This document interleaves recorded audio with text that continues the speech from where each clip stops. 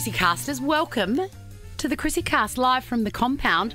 Well, I asked you to ask me anything, and did you ever? Sorry for the time I've taken to respond, but I've been thinking deeply about these questions and how to answer them with honesty and authenticity, because those two things are very important to me. I'd like to introduce you to my external hard drive and new best friend forever, Rachel. Hello, Rachel. Hi, Chrissie. We've come to the conclusion that the best way to do this is for you to be the voice of the Ask Me Anythings. Yes. And you're going to ask the questions and I'm going to answer them to the best of my ability. Let's do it. Let's get cracking. All right. I think this is a really important one to start with. Yep. Idris & Co. just wanted to know what has been happening. How are you going? God, it has been a massive year for me, a massive year of change. And to be honest, I wasn't expecting it because, you know, when I had my midlife crisis a few years ago, by the way, totally recommend a midlife crisis. I thought that was it. I thought I'd have one cracking open year and then that would see me out, as my gran would say, but apparently not. This year has been massive. So many changes to my work, to my financial situation, to my family situation, to my mental situation, to my social situation. And there has been times where I thought I wasn't going to make it, as in like I was going to survive it, but it did get very hard, which was also kind of exhilarating because I love a challenge and I love a problem to solve. And I feel like now I'm there.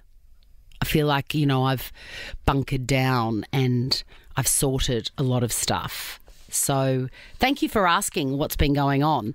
A lot. A lot. A damn lot. All right. Well, we're going to do a fun one. Run NBC wants to know, they said you're my absolute favourite on Big Brother. How did that change your life? It is so funny because Big Brother changed my life irrevocably, forever, and in the best way. So I applied to do Big Brother. And just in case you're of an age where you don't know what that phenomenon was, it was a TV show that everybody watched. It was 21 years ago I applied to be on that show. And the reason I applied was because I thought it would be funny for my friends to see me in there. And I never expected to get through the application process. And yet I did. And in true Chrissie style, once I was offered the opportunity to go in, it was deeply inconvenient. I was running my own business at the time, and anybody that runs their own business knows that that is not the sort of thing that you can readily outsource.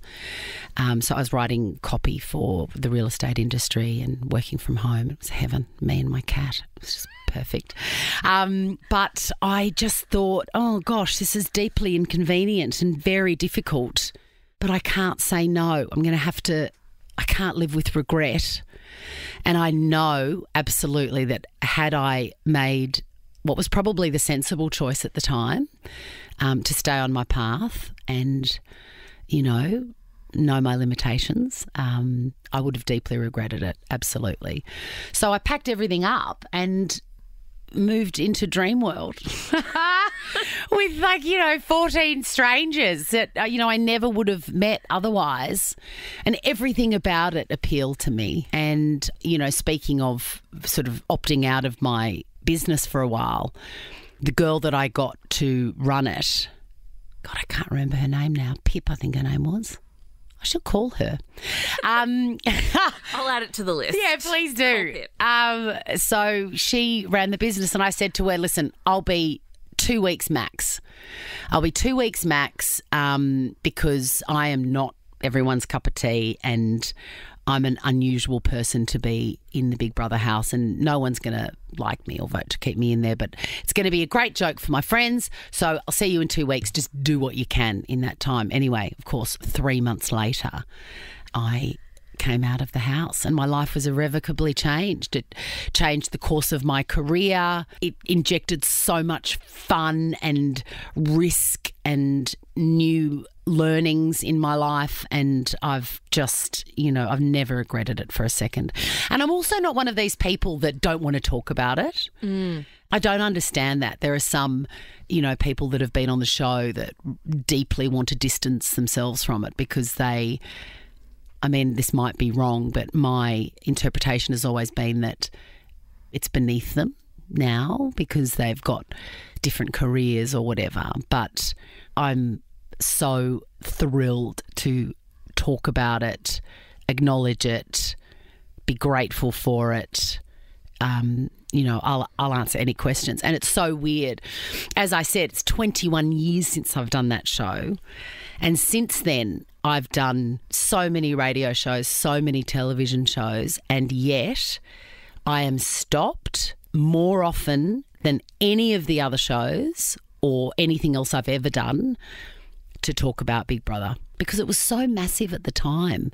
I don't know, you're much younger than me, Rachel, but do you remember the juggernaut of Big Brother? It was huge. I do, and I remember getting in a lot of trouble for trying to vote and racking up my home phone bill. Yeah, because it was expensive. Yeah, it was huge. Do you think that when you finished the show, though, that you felt like this was going to be the oh my God, that word, precipice for the rest of your life? Absolutely not. Wow. No, absolutely not. A guy that I met recently sort of said that I was very naive. And initially I was like, oh, fine, that's what you think. But the truth is I am naive, and I love that about myself because what it means is it keeps life interesting, and I get myself into precarious situations that I then have to get myself out of, and that's interesting to me.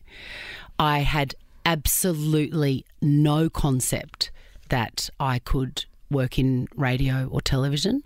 I was an advertising copywriter and I absolutely loved it. The thing is, I'd tried many, many courses and careers before kind of backing myself to be a copywriter because I always thought that's such a cool job and I'm deeply uncool and that's too groovy for me. And then I gave it a go and I loved it, and I was so proud of myself for doing what I wanted to do.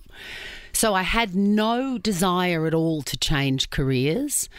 And when I came out of the house and the opportunity to start in radio was given to me, my initial reaction was, oh my God, absolutely not.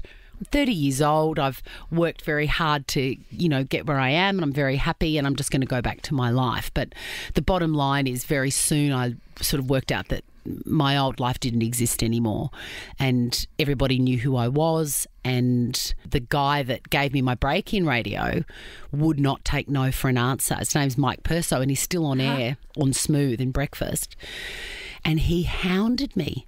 I knocked him back 4 times. Wow. In fact, I always say to him, it's the most I've ever been pursued by a man, romantically or otherwise. He just would take no. He wouldn't take no for an answer. So eventually, they were launching a new radio station on the Sunshine Coast, and he just was certain that I was the person for the job. And it became very apparent that I couldn't really do what I was doing before because it involved going into people's houses to inspect their properties, and I would turn up and I was always surprised by people's reaction because they knew who I was already and I didn't know them, and they wanted to talk to me about everything, and I want to talk to everyone about everything. And anyway, I just eventually called Mike and I said, listen, if I can bring my dog and I can drink coffee in the studio, then you've got yourself a deal. And I packed up my car and my dog and I moved to the Sunshine Coast, and the rest is history. And the interesting thing is that the minute I got into that studio, I knew that fate had drawn me a wonderful card, because I have loved it since the minute I got there, and just really enjoyed also the opportunity to have a new career at 30, because at 30 you feel like you're old and you're done. And at 40 you feel like you're old and you're done. And at 50 you feel like you're old and you're done. But I really thought that I was established. So to have this brand new adventure, has been a great gift. Well, you've made some pretty great choices and decisions in your life, but Heidi Burt wants to know, have you ever made a decision in your life that you regret? Don't believe in regret. I really don't. The closest I've come to a regret is this. I went to Europe this year for the very first time, and I couldn't believe how much I loved it. And anybody that's been to Europe, of course, you know what I'm talking about. It's just magical. The food, the weather, the architecture, the history, the freedom, the relaxed life, the sort of lack of rules.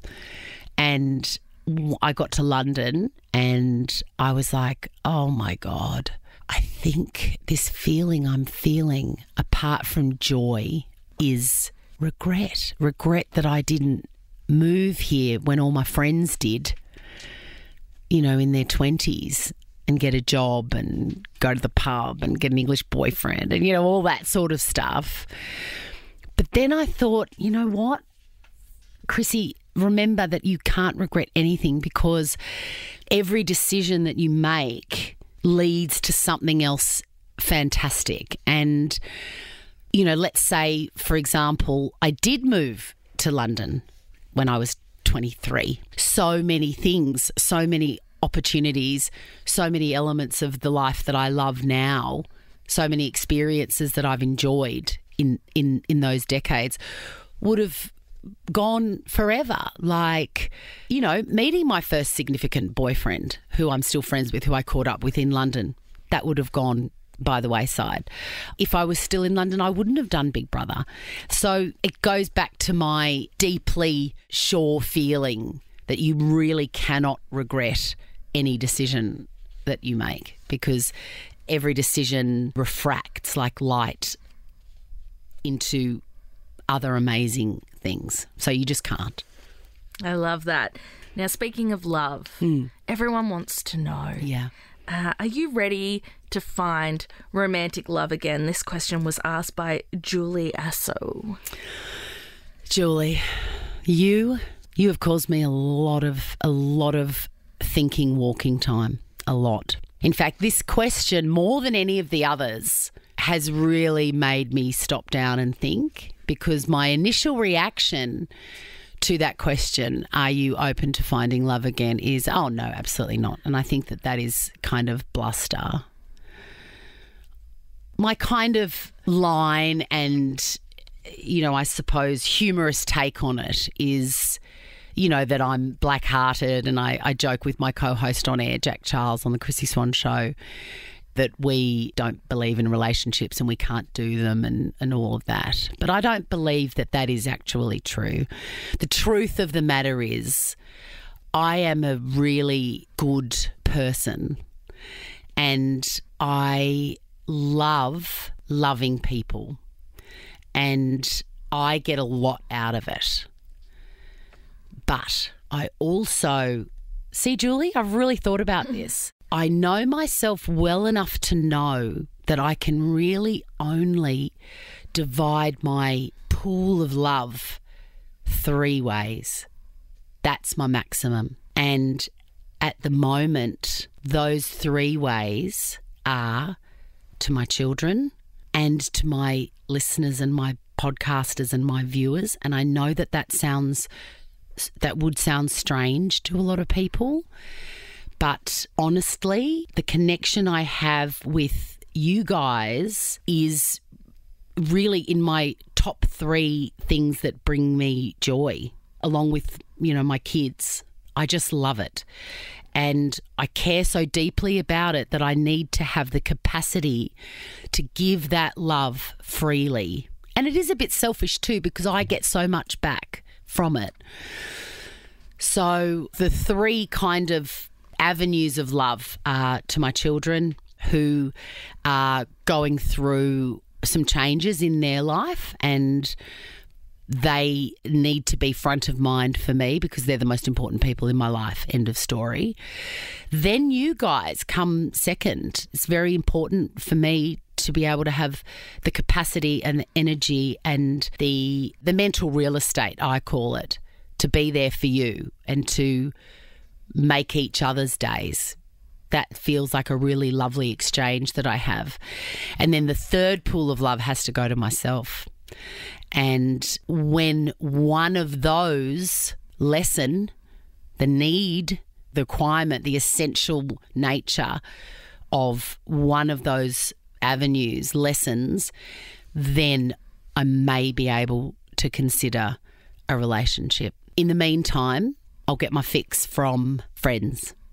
And I'm a really good friend and I have beautiful friends. And at the moment, that is enough for me. I also don't like to do things half-assed.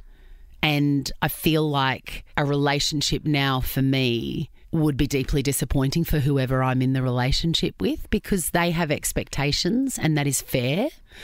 And I know that I can't meet those expectations in a way that would make me happy and proud. So no romantic love on the cards anytime soon? No. And that's it for another episode of the ChrissieCast live from the compound, the very special Ask Me Anything series. There is another one coming at you, but I'm going to need a little lie down and a cup of tea first.